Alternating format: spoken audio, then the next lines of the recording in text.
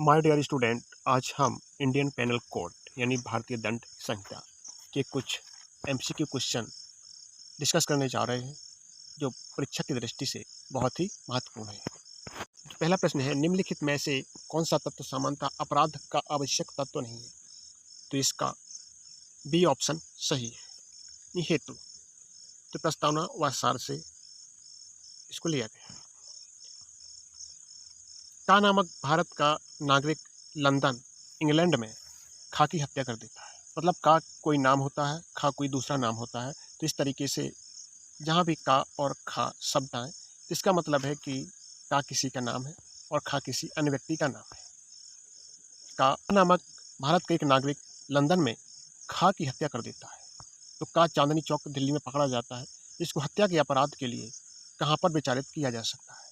इसका answer C सही है, यानी दिल्ली में धारा 4 के तहत। का नामक एक व्यक्ति नागरिक इंग्लैंड में जार कर्म करता है जो इंग्लैंड में अपराध की परिधि में नहीं आता।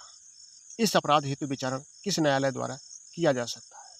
इसका आंसर है डी, भारत के किसी भी स्थान पर स्थित न्यायिक मजिस्ट्रेट प्रथम वर्ग की न्यायालय द्वारा जहां अभियुक्त पाया गया हो वो धारा 4 के तहत, यानी डी ऑप्शन इसका सही है। निम्नलिखित में से कौन सा व्यक्ति लोक सेवक नहीं है? इसका सरकारी समिति का सचिव, यानी ए ऑप्शन इसका बिल्कुल सही है, जो धारा 21 के अंतर्गत आता है। सामान्य आशय का क्या अभिप्राय है? इसका ऑप्शन ए सही है, जो धारा 34 के तहत आता है, दो या अधिक व्यक्तियों में आशय की समानता। निम्नलिखित में से भा दा सा के अधीन संयुक्त दायित्व का कौन सा कृत्य अपने आप में अपराध की श्रेणी में नहीं आता? इसका ऑप्शन है ए दुष्प्रेरणा, जो धारा 34 के तहत आता है। निम्नलिखित में से कौन सा शब्द भा दा सा की धारा 53 के अंतर्गत दंड की परिभाषा में नहीं आता? ऑप्शन है काला पानी, आजीवन निर्वासन, प्रताड़ना। ये सभी धारा 53 के तहत इसकी परिभाषा में नहीं आते। आजीवन कारावास के दंडादेश को समुचित सरकार कितनी अवधि के कारावास में अपराधी की सम्मति के बिना भी लागू कर सकती है? तो ये इसका ऑप्शन सी सही है, 14 वर्ष, जो धारा 55।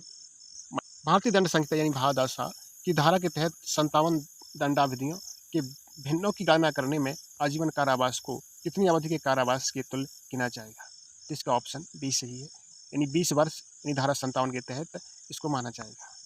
यदि किसी अभियुक्त कृत्य दंडादेश का सामान्य अपवाद की श्रेणी में आता है तो उस पर कितना दंडादेश अध्यारोपित किया जा सकता है? इसका ऑप्शन डी, यानी कोई दंड नहीं, जो अध्याय 4 के तहत आता है। का कुल्हाड़ी से काम कर रहा है, कुल्हाड़ी का फल उसमें से निकलकर उछल जाता है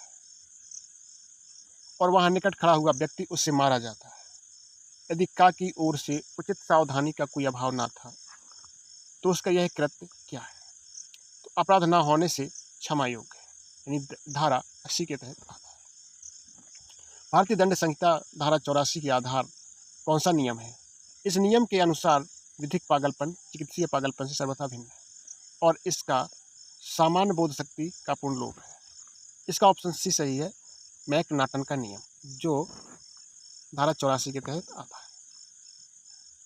निम्नलिखित मामलों में कौन सा मामला मतता के प्रतिवाद से संबंधित है? तो इसका ऑप्शन बी सही है, डायरेक्ट ऑफ पब्लिक प्रोसिक्यूटर बनाम बियर्ड, यह धारा 85 के अंतर्गत आता है। एक प्राथमिक विद्यालय के कक्षा अध्यापक का द्वारा अनुशासन बनाए रखने के उद्देश्य से 1 शिष्य 11 वर्ष को साधारण दंड दिया जाता है। का दायित्व निर्धारित कीजिए। भारतीय दंड संहिता की धारा 89 के अंतर्गत का संरक्षण की मांग करने का अधिकारी है, यानी बी ऑप्शन इसका बिल्कुल सही है। भादासा यानी भारतीय दंड संहिता की धारा 87 के अंतर्गत एक विधिमान समिति के संदर्भ में समिति देने वाले व्यक्ति की न्यूनतम आयु कितनी होनी चाहिए? तो ये बी ऑप्शन सही है, 18 वर्ष से अधिक होनी चाहिए, जो धारा 87 के अंतर्गत आता है। एक शल्य चिकित्सक का एक 14 वर्षीय भिखारी बालक की सहमति से उसके दाहिने हाथ की 2 अंगुलियां को सद्भावपूर्वक परमार्थ की दृष्टि से काटकर फेंक देता है, जिससे कि वह भिखारी बालक अधिक भीख प्राप्त कर सके। इस प्रकरण में का दायित्व का सुनिश्चित कीजिए। इसका ऑप्शन सी सही, का आपराधिक दायित्व से नहीं बच सकता, क्योंकि उसके द्वारा जो किया गया कार्य वो सद्भावपूर्वक नहीं किया गया था। यह सी धारा 92 के तहत आता है। का पागलपन के प्रभाव में खा की मृत्यु कारित करने का प्रयत्न करता है और का ने खा को आहत भी कर दिया। अपने को बचाने के लिए खा ने का को घोर उपहाति कर दी। निम्नलिखित कथनों में से कौन सा स्थापन सही है? ए ऑप्शन सही है, खा को स्वयं की प्रतिरक्षा का वही अधिकार प्राप्त हो चाहे का पागल हो। यह धारा 98 के तहत आता है। निम्नलिखित में से कौन सा अपराध का आवश्यक तत्व नहीं है? तो इसका सी यानी हेतु। हेतु क्या होती है? प्रस्तावनाओं के अंतर्गत आती है। भारतीय दंड संहिता 1860 में उपबंध लागू होंगे। इसका ऑप्शन ई सही है, प्रयुक्त सभी किसी विदेशी नागरिक द्वारा भारत में किए गए अपराध पर। बी किसी भारतीय नागरिक द्वारा भारत में किए गए अपराध पर। भारत के तटीय सागर में विद्यमान विदेशी जलयान पर किसी विदेशी नागरिक द्वारा किए गए अपराध पर। भारतीय नागरिक द्वारा भारत के परे अपराध किए जाने पर। यानी धारा 3 व 4 के अंतर्गत आता है। भारत में रजिस्ट्रीकृत किसी जल या विमान पर किसी भी व्यक्ति द्वारा कोई भी अपराध किए जाने पर भारतीय दंड संहिता 1860 के उपबंध लागू होंगे जब ऐसा जलयान या विमान, ए ऑप्शन इसका बिल्कुल सही है, चाहे वह कहीं भी हो, यह धारा 4 के तहत आता है। का जो भारत का नागरिक है, लंदन इंग्लैंड में जार कर्म करता है जहां ऐसा कृत अपराध नहीं है, उसका विचारण कहां पर किया जाएगा? ये रिपीटेड क्वेश्चन है। इसका डी सही है कि न्यायिक मजिस्ट्रेट प्रथम वर्ग का न्यायालय जहां यानी भारत में का पाया जाता है। तो ये धारा 3 व 4 अंतर्गत आता है। भारतीय दंड संहिता में सामान्य आशय को कौन सी धारा में डिफाइन किया गया है? इसका बी उत्तर सही है, धारा 34। कोई बात सद्भावपूर्वक की गई या विश्वास की गई नहीं कही जाती जो सम्यक सतर्कता और ध्यान के बिना की गई हो।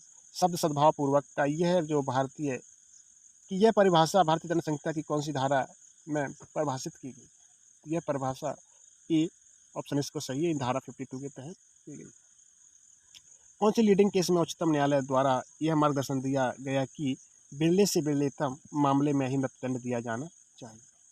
इसका ऑप्शन बी सही है, बच्चन सिंह बनाम पंजाब राज्य।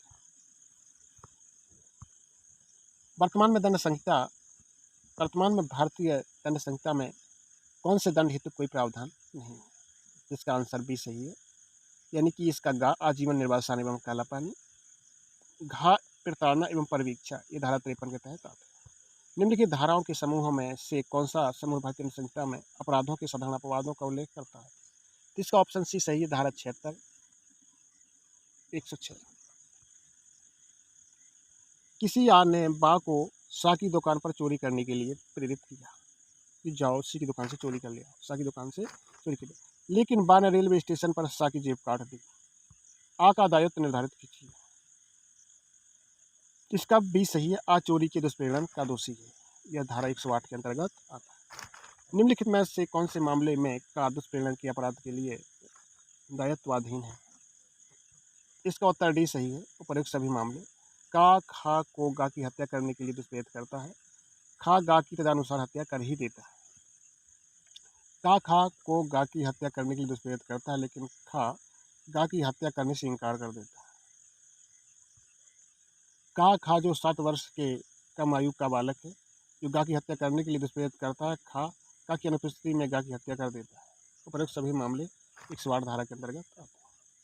का खा गा घा और डा सेठ चा की हवेली में डकैती के लिए सहमत होते हैं, लेकिन वे वास्तव में डकैती पांचों नहीं कर पाते। उपयुक्त व्यक्ति कौन से अपराध के दोषी है? तो ये सी आपराधिक षड्यंत्र धारा 120 का दोषी है।